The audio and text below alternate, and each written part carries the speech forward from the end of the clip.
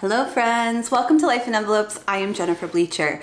Okay, today is a completely unscheduled video, but there's a topic I want to talk with you guys about, and that is money and my ex-husband, and specifically his money and his budget, which since we chose to get divorced, I stopped talking about his money, or at least I tried to. But some things have come up recently that I would like to address. And before I address these issues, these are comments and questions I'm getting from my viewers. So before I go over them, I just want to say that I don't think any of the questions are asked with like anger or malice, maybe some frustration, but I think that they're coming from a place of they care about me and they want to make sure that I'm not being taken advantage or I'm not being hurt. And that's the way I choose to see it. I don't think they're trying to be mean to me. I think they're trying to protect me. Okay, that being said, let's get into some of the questions and concerns that my viewers have recently brought up. And not all of my viewers, very small percentage of my viewers have brought it up. But I think they're big questions, and if they're thinking about them, then other people might be thinking about them too. So let's start with the money that I borrowed from my ex-husband. And I'm sorry if this is the first video of mine you're ever seeing because there's so much background information. But just to make it like pretty short, I'll just retell what happened with that situation really quickly. So I recently was working out of the home. I got to a point where I wasn't able to make enough money to pay the money that I was legally obligated to pay towards my family budget to cover family expenses. I wasn't able to make enough money with my income. So I was putting things on credit cards, and then when my credit cards got maxed out, I ended up borrowing money from my ex-husband.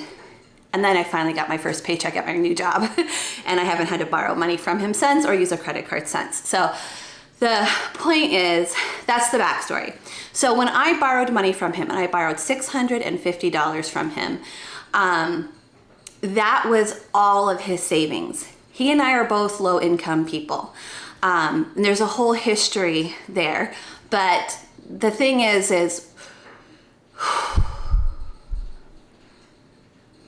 there's so much to tell you. Okay, so the thing is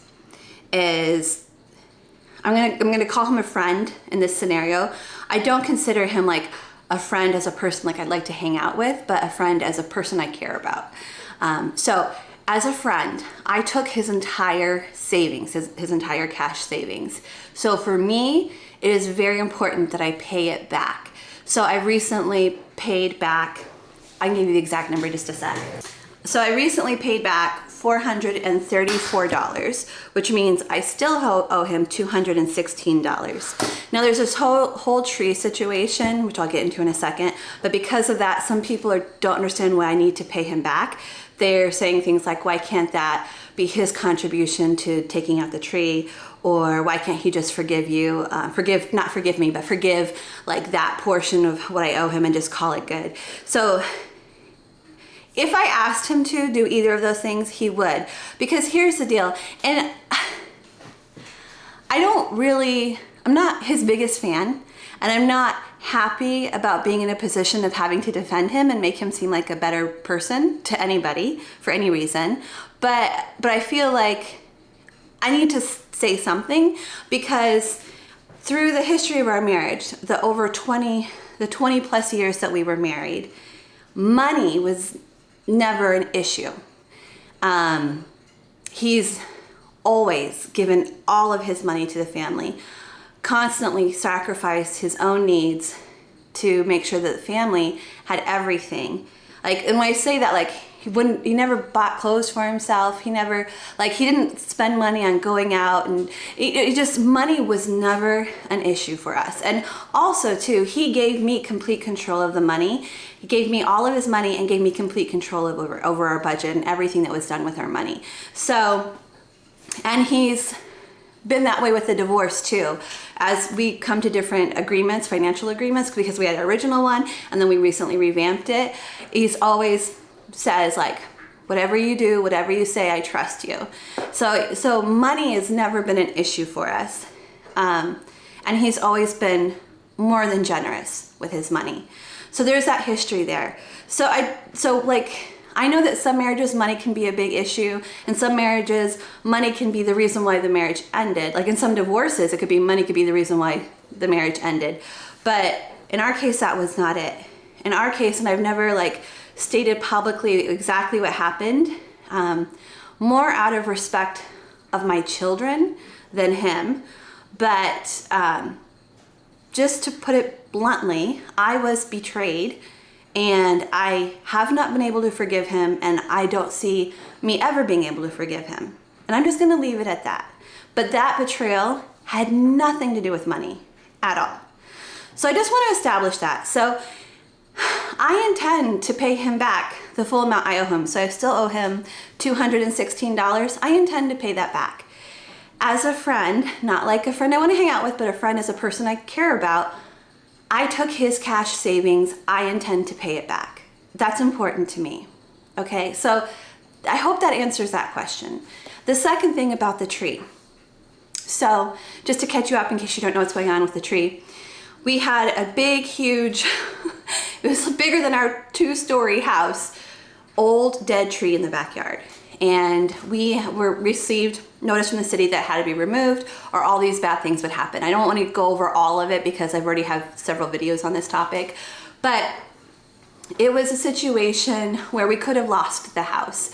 And I was frustrated with him because I knew it was dead and it's been dying for years. And I pointed it out to him a few years ago and said, we need to come up with a plan to get this tree taken care of. And when I say that, like in my mind, I'm thinking we need to start a sinking fund. We need to start putting money into that sinking fund and get ready to have this tree removed as soon as we can, or, you know, that kind of thing. And he disagreed with me, and that's why I was pissed off at him because I knew I was right. Like I knew I was right. I knew that tree had to be removed. So that's what pissed me off about that whole situation. But unfortunately, it came at a time where I didn't have any credit card credit available. I didn't have any extra cash available to take care of this tree. It was going to cost $3,000 initially. So initially, he and I were each going to pay $500 to have the tree removed, and I set up a GoFundMe for $2,000. And then we actually raised more than $2,000 if you want to see how that happened. But if you want to go back and watch all that. But one of my viewers contacted the tree company and told them about my financial situation, and the tree company gave me a $1,000 discount. So the tree that we thought was going to cost us $3,000 to remove ended up costing $2,000 to remove, which I was able to pay for right away with my GoFundMe money. And I also had a little GoFundMe money left over to start a sinking fund, almost an extra $1,000 to start, I mean, not a sinking fund, an emergency fund for myself. David didn't get any of that emergency fund money. And David didn't get the tree money either, but the tree money was taken care of, and he didn't have to pay that $500 that he was gonna pay, and I was gonna pay $500. So we didn't have to do that. At the same time, my car died, and I had to get a new car. And I ended up leasing a car because I couldn't afford a new car payment, so I ended up leasing. That was a whole video too. But he came to the dealership to help me process through, like work through that process. I called him or texted him, I can't remember. I called or texted him and said, will you please just come and sit with me and go over all these numbers with me? I just need to make sure like I'm making the right choice because it's a big choice. He rode his bike over to the car dealership to come and help me out with that choice, that decision. And while we were there, I felt like the maximum I could pay towards a car payment or a lease would be $350. And the car salesman that we were working with is somebody I trust. He's helped me purchase several vehicles over an 11, 12-year period. And I know that he was working hard to get me the best deal he could as well. And he was able to get me a deal of down to $375 a month payment. But I was really, really set on $350 was my absolute max that I could possibly do. So David stepped in and he used one of his credit cards, because I have my credit cards, he has his credit cards, he has his separate financial life and budget from mine. He used his credit card and paid off $1,000 of my lease up front so that my monthly payments would be $350 a month going forward, which was one, incredibly generous of him. He did not have to do that. And two, he hasn't asked for the money back, and I don't think he's going to. I know he's not going to. Basically, when we go to sell this house, which I'm hoping will be in a 2-year time frame, we're gonna iron out all of these little things of who owes who, how much money, like, you know, that kind of thing. So, not who owes who money, but like who deserves this. Like we're gonna keep, I'm going to figure everything out, and I'm going to keep it fair. And the reason why I'm going to keep it fair is because that's just who I am. I want to keep it fair, but also too, I feel like he deserves for me to keep it fair. I feel like this video is a mess. I guess here are the big points that I want to convey. One, am I going to pay back the remainder of the $650 I owe him? Yes. And I've explained thoroughly why. Two, he didn't contribute to the tree, because people are saying he should pay for half of the tree, like he should pay $1,000 and I should pay $1,000. You know, my $1,000 came from GoFundMe. Anyways, that people are saying that, and I understand why they're saying that, but I'm not going to ask him for that, because he gave me $1,000 for my car, which he didn't have to do. Like, that's my car. He'll never drive it. He doesn't drive. He'll never use it. And I used to give him a ride to the grocery store once a week to let him pick up for him to pick up his groceries. But I recently stopped doing that because I'm just too busy. You know, now that I'm working full time and I'm still running my business on the weekends and evenings and early mornings, I literally don't have time to just like take him to the grocery store, which probably sounds, I feel like I don't have time. I probably do have time, but I feel like I don't have time for that. So when he buys his groceries, he has them delivered now. So anyways, the point is, he's never getting any use of this vehicle. This is my vehicle 100%. He did not have to give me $1,000 for it, and he did. So I feel like we're even. As far as the tree goes, the vehicle goes, like, I feel like we're even on that front. And also the final point is, and also too, I'm making this video because I don't want to talk about his money, and I shouldn't talk about his money, because he's a separate entity from me now, and his money is his business. There's a certain amount that he has to give me to cover things like mortgage and garbage and utilities. Like, there's a certain amount that he has to give me each month to cover his portion of those things. But besides that, I don't need to know how he's spending his money. I don't need to know like how much debt he is creating for himself, because my name is not attached to any of his debt now. And his money is his business. He doesn't want me to share his money business online, and I shouldn't share it online. So going forward, when people make statements or ask questions about his money or how much he is paying for things, I'm not going to answer those questions. I'm not saying don't put your comments down below about those things. Feel free to comment. I just want you to know that I'm not answering your questions. I'm not responding to your comments about his income going forward, because it really is just out of respect for him as a human being. He doesn't want his money online. I shouldn't share it online. So going forward, after this video, I don't intend to talk about his money anymore, or how much he is giving or not giving anymore. And the final point was, I wanted you to know that the marriage did not end because of money issues. The marriage ended for other reasons. One final thing I want to address is people over the years have said things like, oh, he should make more money, he should be doing side hustles, he should get a part-time job, things like that.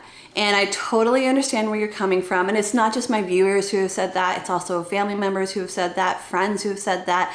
Here's the deal. When he and I met over 20 years ago, he was unemployed and living at home with his parents at 28 years old. I knew that when I started dating him. I knew that when I was engaged to him. I knew that when I married him. He didn't go to college until a few years into our marriage, and that was because I really encouraged him to go.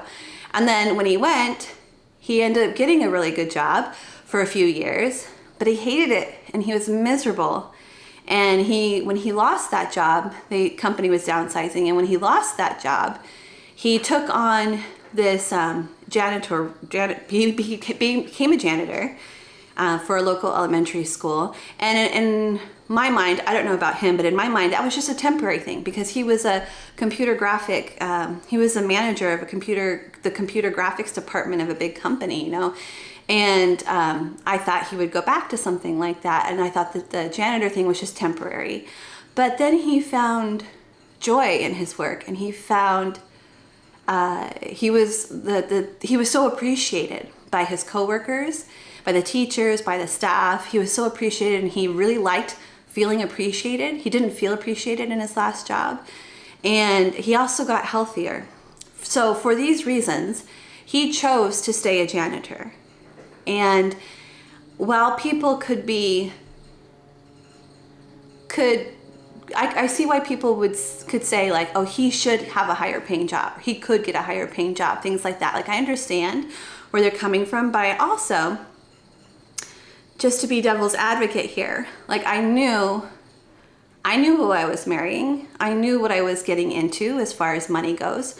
I didn't marry him for his money, and I didn't divorce him because of money either.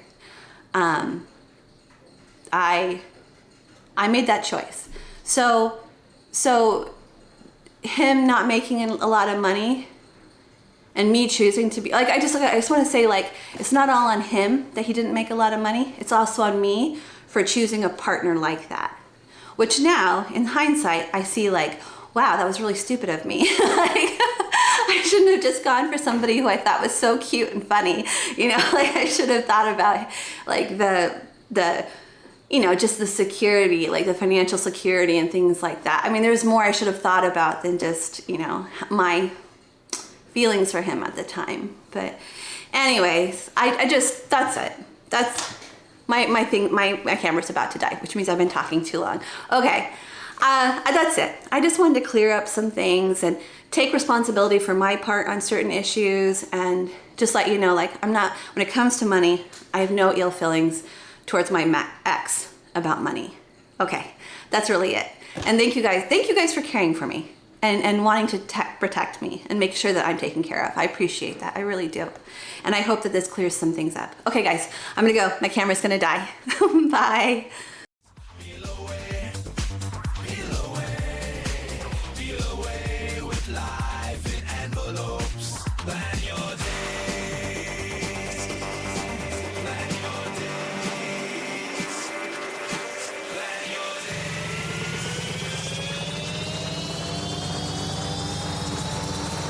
Get those stickers placed.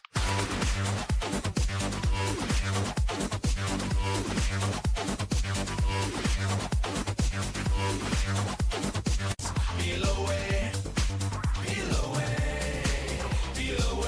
with life in envelopes. Plan your days. Plan your days. Plan your days.